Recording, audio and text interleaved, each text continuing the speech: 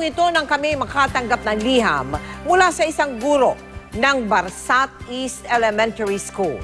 Humihingi siya ng tulong para sa kanyang estudyanteng si Irish na mayroong hindi pangkaraniwang sakit.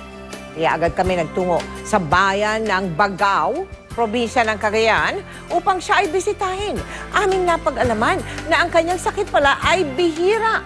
Dahil ayon sa National Organization for Rare Disorders, isa lamang sa 17,000 katao sa buong mundo ang maaaring tamaan nito. Lumaking mahiyain ang grade 2 student na si Irish. Malayo sa kapwa niya mag-aaral.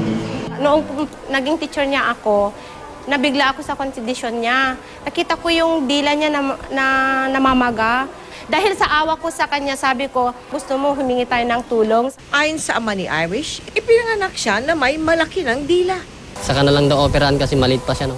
Dahil sa laki nito, hirap na si Irish na uminom at kumain. Halos hindi na rin niya maisara ang kanyang bibig.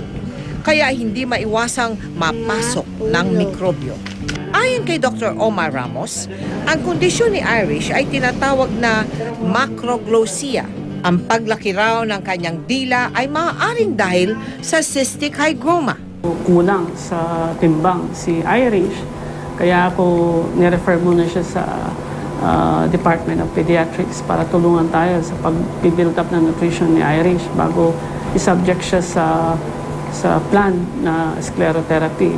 Kailangan daw sumailalim si Irish sa sclerotherapy procedure upang mapaimpis ang kanyang dila.